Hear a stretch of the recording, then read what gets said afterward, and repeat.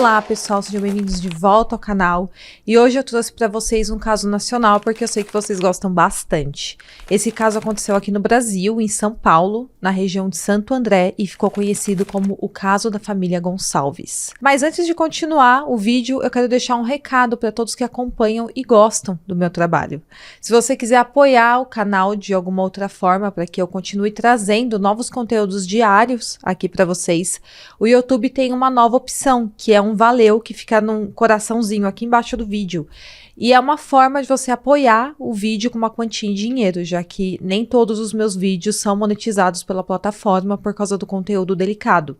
Então tem essa opção aí de apoiar com uma quantia de dinheiro, mas se não der para você apoiar meu canal com uma quantia de dinheiro, não tem problema. Eu vou pedir para que você então deixe um like aqui para mim e também um comentário, porque isso é de graça. Também se inscreve aqui no meu canal, porque me apoia bastante. Então é isso, fiquem comigo até o final do vídeo e bora pro caso de hoje.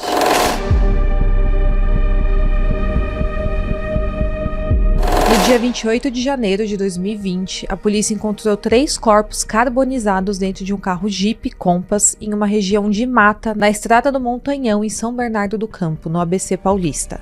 O crime tinha acontecido na madrugada daquele dia e logo eles descobriram que aquele carro pertencia a um homem chamado Romiuk Gonçalves, de 43 anos, que era casado com a Flaviana, de 40 anos, e tinha 2 filhos, o Juan, de 15 anos, e a Ana Flávia, de 24 anos. A Ana Flávia já não morava mais com os pais nessa época, ela morava com a sua namorada, chamada Karina Ramos, de 26 anos. A Flaviana, a mulher do Romiuk, tinha 2 perfumarias em shoppings do Grande ABC, e a filha dela, a Ana Flávia, ajudava nos negócios da família. A Karina também passava geralmente todas as manhãs com a namorada na loja da família, mas os lojistas do shopping contam que nos últimos tempos, quando a mãe da Flaviana chegava na loja, a Karina ia embora. Então parecia que tinha acontecido um desentendimento entre a família da Ana Flávia com a Karina.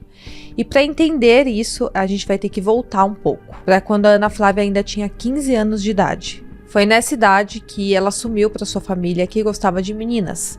E aparentemente sua família não aceitou aquilo muito bem. Por causa disso, teve um dia que ela foi para a escola aos 15 anos e fugiu de casa, ela desapareceu. Tem até um boletim de ocorrência desse desaparecimento dela. Porém, depois ela voltou para casa, a família acabou se entendendo e fazendo as pazes. A Ana Flávia, depois de alguns anos, chegou a se casar com uma outra moça chamada Juliana, mas o relacionamento acabou não dando certo. E nessa altura, os pais da Ana Flávia já tinham aceitado bem ela gostar de meninas, ela namorar com meninas, então estava tudo em paz na família, aparentemente. Em julho de 2018, a Ana Flávia conheceu a Karina pelas redes sociais. A Karina tinha 3 filhas pequenas de relacionamentos anteriores e logo após assumir esse relacionamento, as duas frequentavam muito a casa da família da Ana Flávia.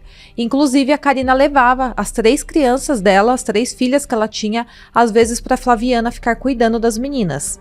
Então, ela deixava as meninas com a sogra dela e a sogra dela gostava, não tinha problema nenhum com isso. Tem, inclusive, filmagens delas brincando com as crianças no condomínio onde a família da Ana Flávia morava. Então, dá para ver que a família da Ana Flávia, no começo, aceitava e gostava da Karina. Porém, teve uma ruptura nessa relação. Isso aconteceu quando a Ana Flávia e a Karina brigaram. E nessa ocasião, a Ana Flávia voltou para a casa dos pais e falou que tinha passado o carro que ela tinha ganhado de presente do Romiuk, do pai dela, para o nome da Karina. E ela falou que a Karina não queria mais devolver o carro. Por causa disso, o Romiuk foi até a casa da Karina. Saiu uma discussão naquele dia por causa do carro. A polícia foi chamada e foi nesse momento que o Romiuk soube que a Ana Flávia havia transferido o carro para o nome da Karina. O policial falou que diante daquilo, como o carro já estava no nome da Karina, teria que recorrer essa decisão na justiça. Mas no fim dessa discussão, o Romiuk perguntou para Ana Flávia se ela ia ficar na casa da Karina ou se ela ia embora com ele. E por incrível que pareça, a Ana Flávia decidiu que iria ficar na casa com a namorada. Então elas se reconciliaram a partir daquela discussão. Mas o pai da Ana Flávia falou que não queria mais contato com a Karina. Porém, ao longo do tempo, a Karina voltou a frequentar a casa dos sogros, mas as coisas não eram mais como antes. No começo eles eram bem próximos, tem várias fotos deles juntos, se abraçando, a Karina com os sogros, a Karina com o irmão da Ana Flávia, mas a partir daquela briga, Houve uma ruptura na relação e não voltou mais a ser a mesma coisa. E os pais da Ana Flávia percebiam que a Karina controlava muito a filha. Eles percebiam que ela era muito ciumenta, muito controladora, que tentava afastar a Ana Flávia dos pais. Então eles passaram a não concordar mais com o relacionamento da filha, mas eles respeitavam a decisão da Ana Flávia em continuar com a Karina. Dia 27 de janeiro de 2020 era aniversário de 28 anos de casamento da Flaviana e do Romuilk.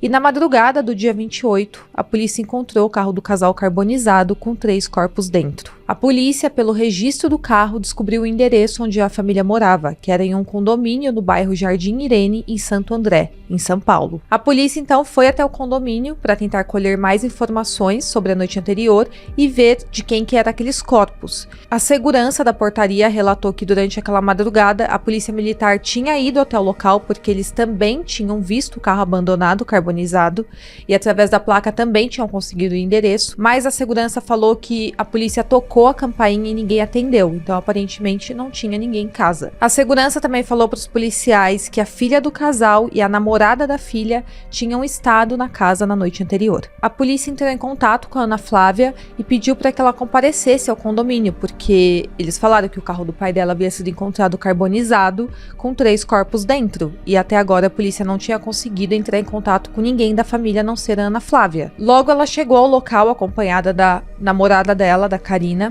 e o investigador que estava no local conta que a Karina já desceu do carro bastante alterada, perguntando o que tinha acontecido, gesticulando bastante. E já a Ana Flávia ficou chorando do lado do carro. Elas então falaram para o investigador que tinham estado na casa da família na noite anterior, por volta das 9 horas da noite, para jantar com eles. Elas falaram que, de repente, naquela noite, a Flaviana, a mãe da Ana Flávia, recebeu uma ligação e ficou bastante exaltada. E ela e o Romuilk subiram no andar superior da casa, que era um sobrado, e começaram a mexer nas gavetas. Elas falaram que depois eles desceram as escadas e a Flaviana começou a contar um dinheiro na frente delas, e que o valor total era em torno de R$8.000.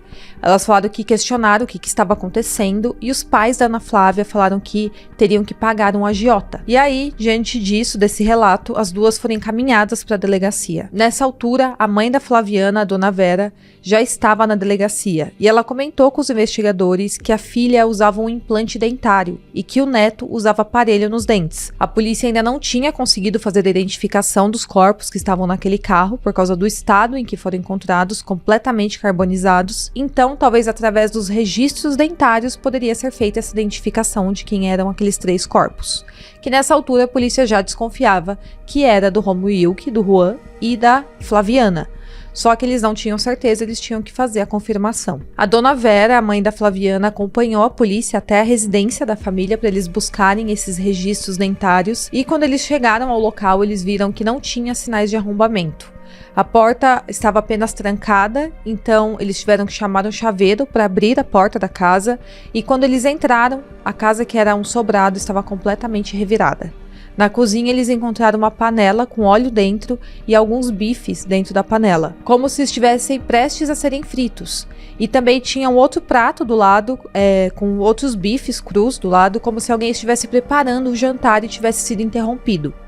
Quando eles subiram para verificar os quartos, eles se depararam com uma mancha de sangue na cama do Juan, que era o filho mais novo do casal. Nesse momento, eles saíram imediatamente da casa para evitar contaminação no local, porque agora aquilo era uma cena de um crime. E a perícia teria que ser acionada.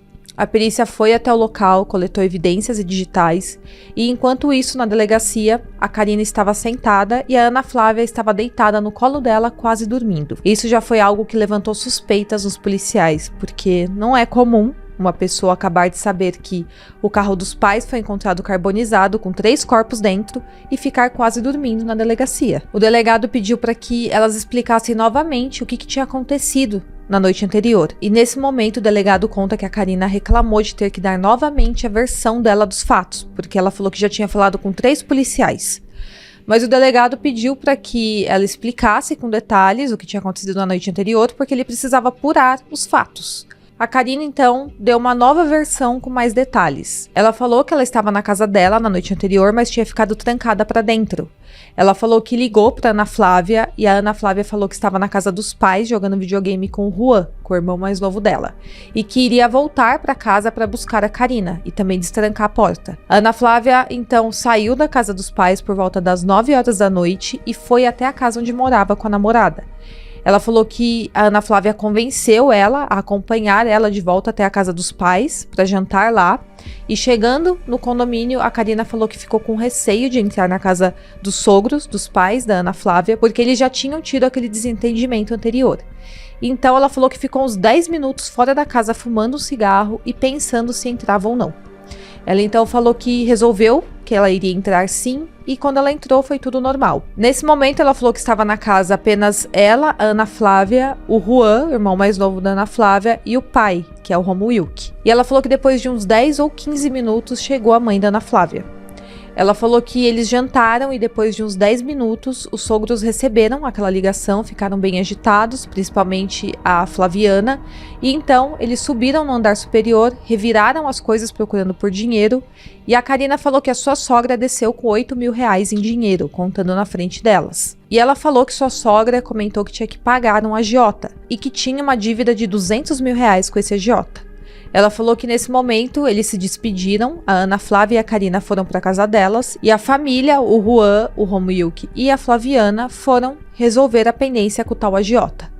E então, no dia seguinte, elas falaram que ficaram sabendo que o Jeep Compass da família havia sido encontrado carbonizado. A polícia ficou sabendo que a família da Ana Flávia tinha uma loja que vendia perfumes e com essa história do agiota, os policiais pensaram que poderia ter sido um assalto seguido de homicídio ou que o agiota havia se vingado da família por causa da dívida. Porém, quando a polícia pegou as câmeras de segurança do condomínio onde a família morava, a versão da Karina e da Ana Flávia não batia com o que tinha sido registrado pelas câmeras. Às 6h16 da tarde foi registrado o carro da Ana Flávia, que era um Palio, entrando no condomínio dos pais dela.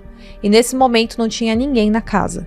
Às 6h21 é visto o carro saindo do condomínio. Às 7h56 da noite é visto um carro Opala do Romuilk entrando no condomínio. Nesse carro, nesse momento, estava o Romuilk e o Juan. E logo atrás do carro é visto o Palio da Ana Flávia entrando também no condomínio.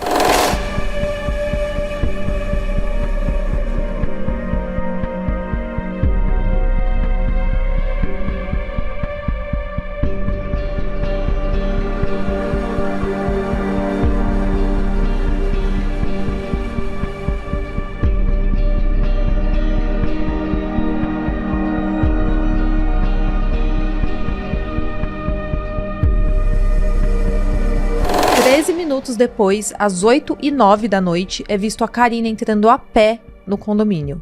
E ela fica até 9h03 andando ali pelo local sem ir até a casa dos sogros. Às 9h04 da noite, a Ana Flávia sai com o Palio e as duas ficam na rua da frente um tempo.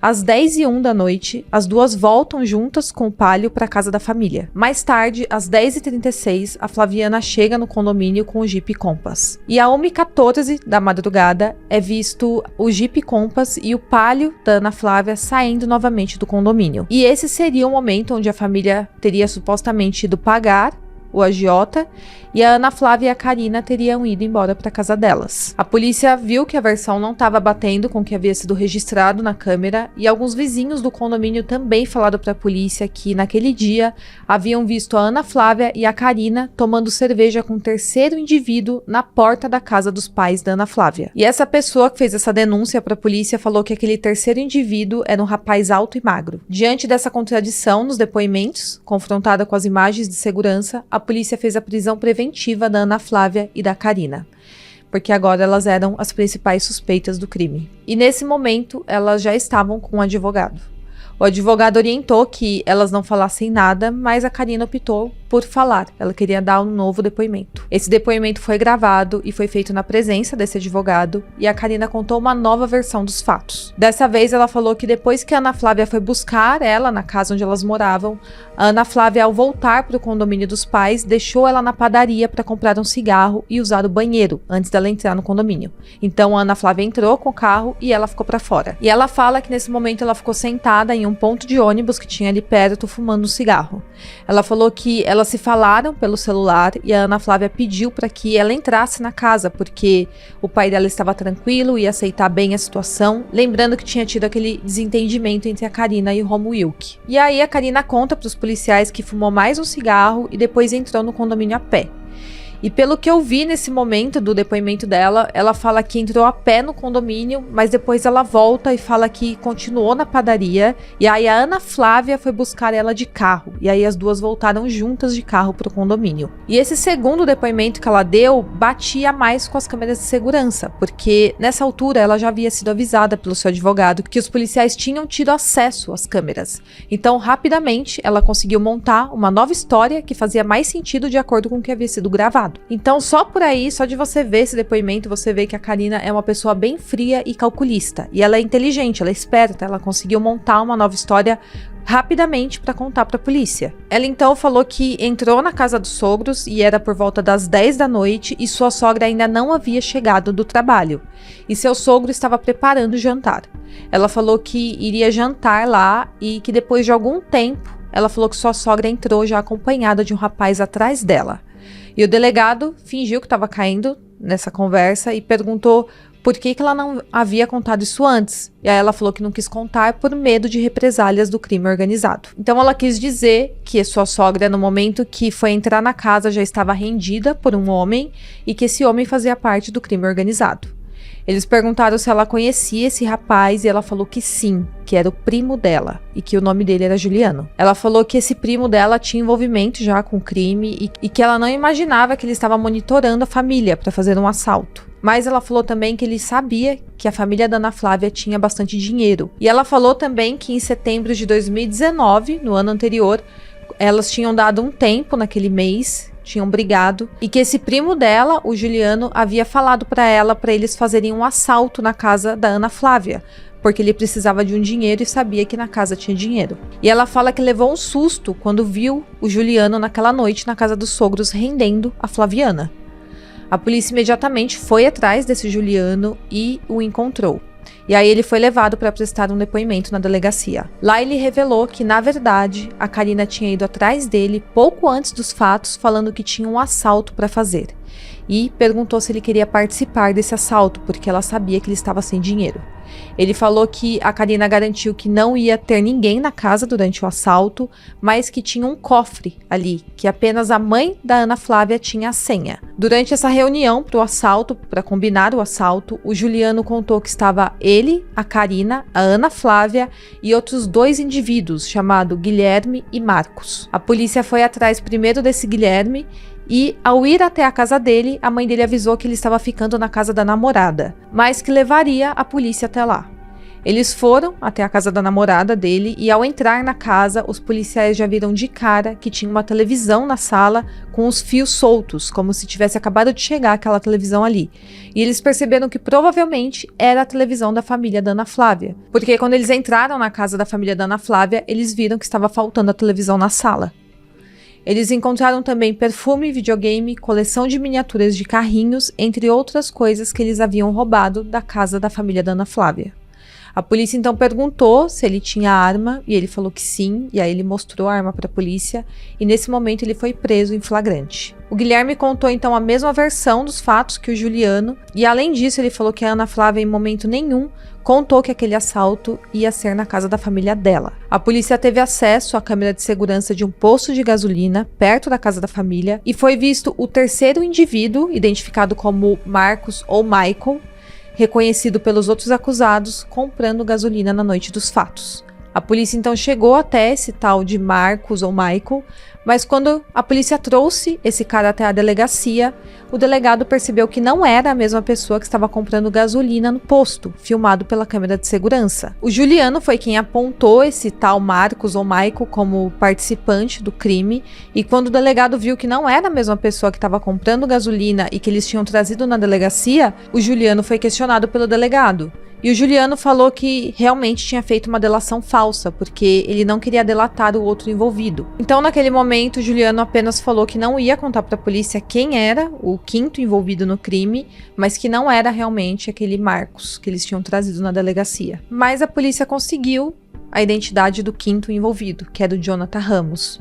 E a polícia conseguiu essa informação através de uma denúncia anônima. Uma pessoa entrou em contato com a polícia e falou que o Jonathan Ramos estava envolvido no crime e que ele era irmão do Juliano, também primo da Karina. E essa pessoa falou que ele estava até com a sobrancelha e a barba queimada, porque ele quem tinha colocado fogo no carro com os corpos dentro. A pessoa que fez a denúncia anônima passou o endereço onde o Jonathan estava, e lá na casa estava uma menina menor de idade com uma senhora. Chegando lá, a polícia encontrou outros pertences da família, como dinheiro em espécie, relógio, perfume e bijuterias, e já o Jonathan não estava no local. Ele estava desaparecido desde o dia 28, a data dos fatos. E aí, até o momento em que ele resolveu se apresentar para a polícia. Isso não demorou muito, foi tudo muito rápido. Chegando na delegacia, ele contou a mesma versão que o Juliano havia contado.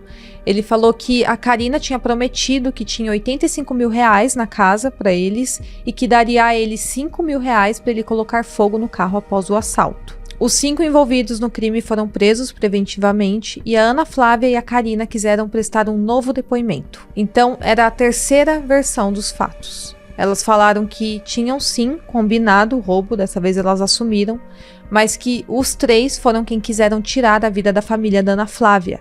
Elas falaram que o combinado não era esse, que o combinado era apenas um assalto. Dessa vez, a Ana Flávia falou que a primeira vez que ela entrou no condomínio com seu carro, ela estava com a Karina e com os 3 homens envolvidos no crime escondidos no banco de trás do carro. E isso era por volta das 6 da tarde, que foi a primeira vez que ela acessou o condomínio. E ela falou que ela tinha levado eles até lá apenas para conhecer a casa, o local onde iria ocorrer o assalto. Segundo esse novo depoimento, o foco do assalto, elas falaram, era apenas pegar o dinheiro que tinha no cofre da família. E que o combinado era que ninguém iria sair machucado. E que a Ana Flávia e a Karina iriam fingir que eram vítimas também do assalto enquanto estivessem na casa.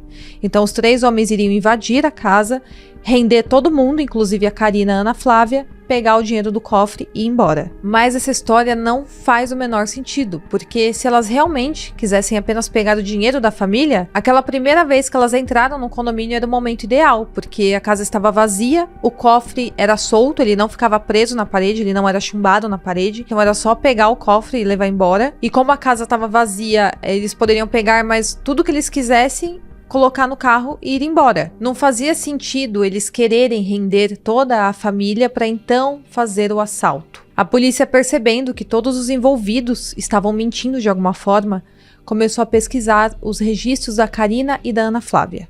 Eles descobriram que no mês anterior, em dezembro de 2019, na véspera de Natal, elas tinham pesquisado sobre seguro de vida. Logo, os policiais perceberam que, na verdade, a intenção do crime era sim tirar a vida de toda a família da Ana Flávia, para que ela ficasse com toda a herança da família e também com a casa dos pais. E a questão era, a Karina e a Ana Flávia haviam enganado esses 3 homens envolvidos no crime, dizendo que seria apenas um assalto, ou todos haviam concordado em participar do crime, sabendo que pessoas perderiam a vida.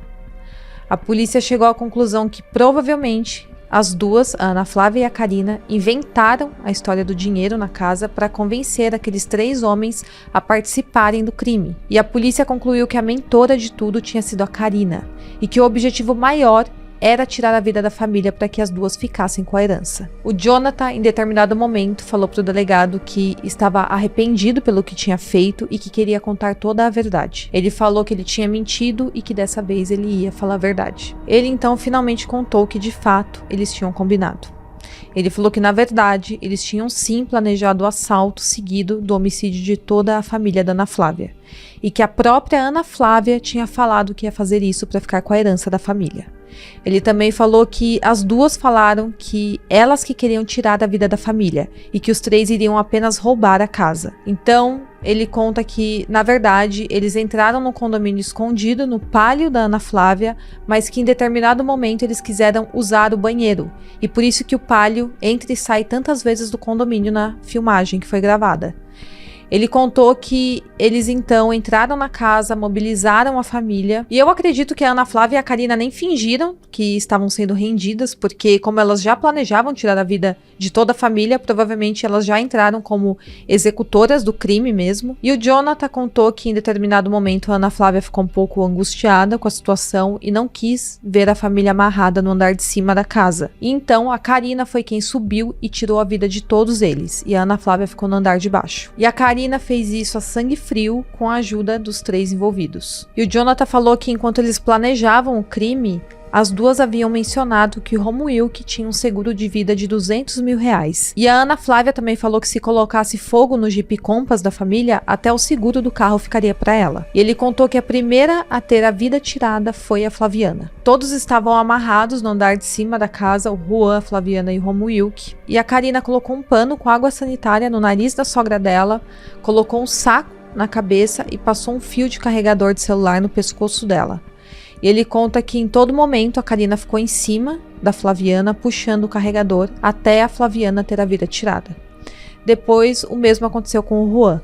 O Jonathan conta que a Karina colocou o Juan deitado em cima da mãe, que já estava sem vida, e que o irmão do Jonathan e o Guilherme ajudou a segurar o Juan enquanto isso. A Karina então colocou um saco na cabeça do Juan e usou o mesmo modus operandi, colocando um pano com água sanitária na boca dele e usando um fio de carregador para enrolar no pescoço dele e tirar a vida do menino. E antes de terminar de tirar a vida dele, a Karina falou bem friamente no ouvido dele: agora você vai morrer. E por último, o Romuilk teve a sua vida tirada da mesma forma, porém com ele foi em cima da cama. O Juan e a Flaviana tiveram a vida tirada no chão. E ele contou que as duas decidiram colocar os 3 corpos no porta-malas do Jeep Compass e colocar fogo no carro. E ele falou que todos participaram daquele momento. Um jogou a gasolina, o outro acendeu um cigarro e jogou. E foi o momento em que o fogo subiu bem violentamente e ele teve a sobrancelha e a barba queimada. E os 3 tiveram as vidas tiradas de forma muito violenta. O Jonathan conta que deu coronhada na cabeça deles e que machucou bastante, principalmente o Romuilk. E o que mais me impressiona aqui nessa história, claro que a Ana Flávia, que era a filha dessa família, e também a Karina, que frequentava a casa dos sogros, ainda que tivesse tido um desentendimento.